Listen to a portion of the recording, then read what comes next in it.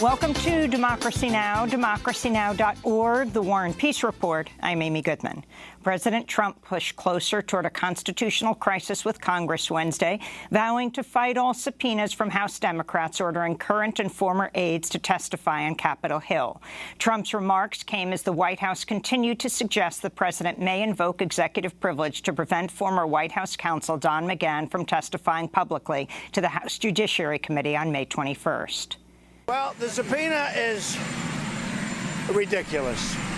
I have been the most transparent president and administration in the history of our country by far. We're fighting all the subpoenas. Look, these aren't like impartial people. The Democrats are trying to win 2020.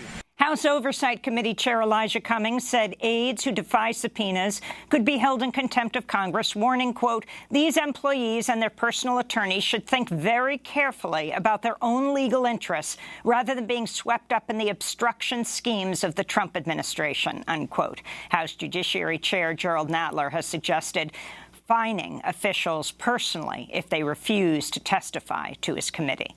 In Afghanistan, the United Nations says U.S.-backed Afghan security forces have killed more civilians so far this year than the Taliban. The new UN figures show that between January and March, anti-government fighters killed 227 civilians, while Afghan and international forces killed 305 civilians.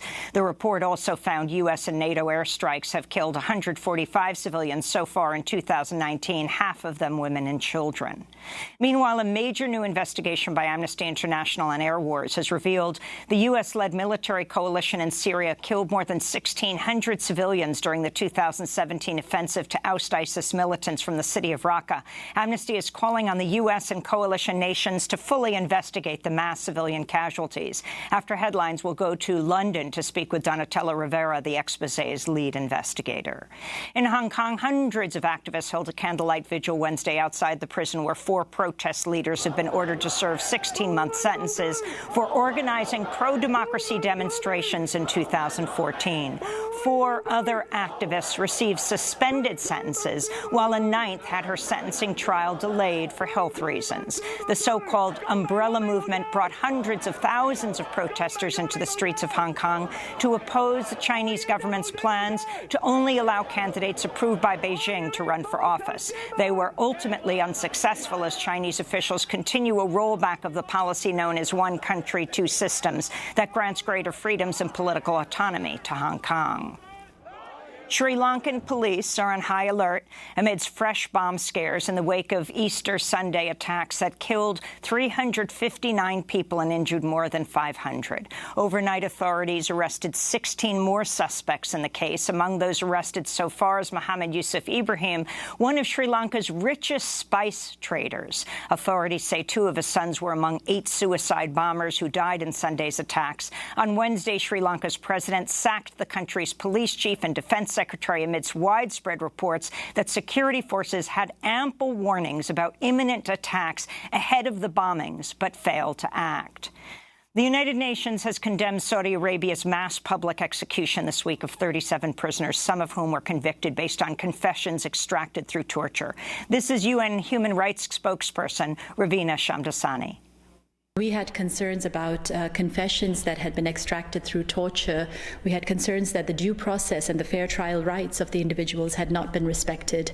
And in at least 3 cases, the individuals who were executed yesterday were sentenced to death when they were minors. And this is completely unacceptable in international human rights law.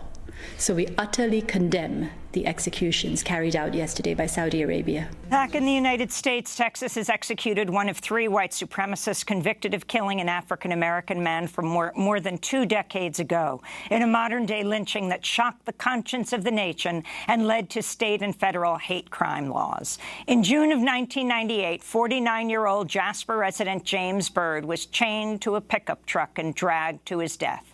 James Byrd was African-American. The 3 men who murdered him were white. right. One of the men, John William King, was killed Wednesday evening by a prison official in Huntsville who injected him with a single lethal dose of the sedative pentobarbital.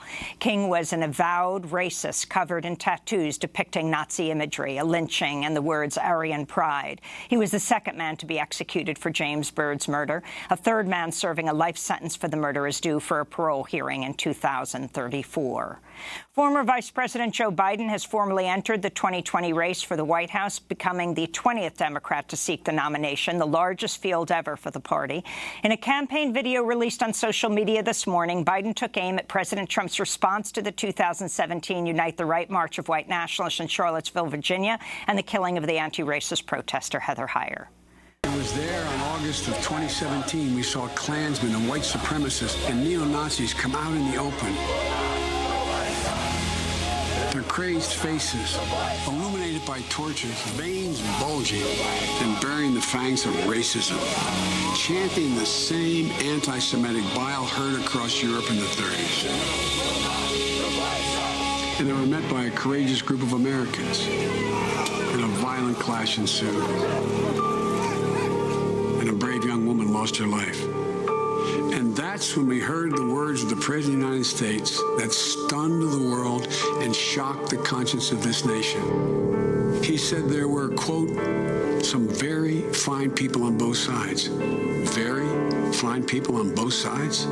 As a longtime senator from Delaware, Joe Biden previously ran twice for the Democratic nomination. Biden's 1994 crime bill, while implementing sweeping gun control, also helped fuel mass incarceration with financial incentives to keep people behind bars. Biden has long faced criticism for his handling of Anita Hill's sexual harassment allegations against Supreme Court Justice nominee Clarence Thomas in 1991. At the time, Biden was the chair of the Senate Judiciary Committee. Biden is known for close ties to the financial industry, notably helping push through a 2005 bill that made it harder for consumers to declare bankruptcy. He also voted to authorize the U.S. invasion of Iraq in 2003. We'll have more on Joe Biden's record as a senator and vice president later in the broadcast with journalist Andrew Coburn. The New York Times is reporting that before she left her post as head of the Department of Homeland Security, Kirstjen Nielsen sought repeatedly to sound the alarm over Russian interference in the election, but was ordered not to bring it up in front of the president.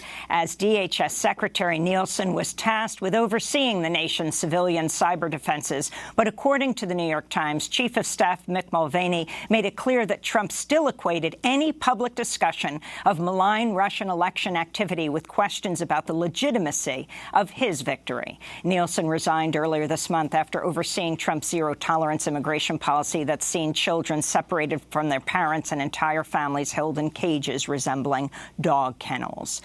In Brazil, thousands of indigenous people and their allies are rallying in the capital, Brasilia, protesting a massive assault on their rights and territories by ranchers, miners, and the government of far-right President Jair Bolsonaro. This is Kawau Apurina of the Aputina tribe. We are tired of being murdered. We are tired of not having our lands demarcated. We are tired of this genocide, ecocide with the indigenous peoples. We're defending the planet. The protest comes as new data from the World Resources Institute show nearly 9 million acres of pristine rainforest were cut down in 2018, with most of the destruction caused by clear-cutting in the Amazon. The data show deforestation is still on an upward trend, with losses accelerating in Brazil, where loggers and cattle ranchers are pressing further into indigenous territories aided by the government. And in Belfast, funeral services were held Wednesday for the Northern Irish journalist Lara McKee, who was shot in the head by an Irish nationalist militant last week during riots in the city of Derry. Leaders from both sides of Northern Ireland's political divide appeared side by side at the funeral. They were joined by British officials and leaders from the Republic of Ireland and St. Anne's Protestant Cathedral. At Wednesday's funeral, a friend revealed that just hours before she was murdered, Lara McKee said she was about to propose marriage to her partner, Sarah Canning.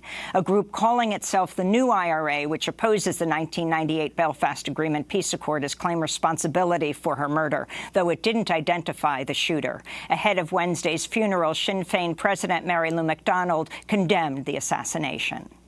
So it's past time now for these groups that masquerade as Republicans to pack up and pack it in, to end their activities and to let the people get on with the work of building a new, united Ireland, that Ireland that we all want. An Ireland that will be a tribute to our patriot dead and to all who died. The Ireland in which Lara McKee should have lived. And those are some of the headlines. This is Democracy Now!, democracynow.org, The War and Peace Report. I'm Amy Goodman. And I'm Nermeen Sheikh. Welcome to our listeners and viewers around the country and around the world.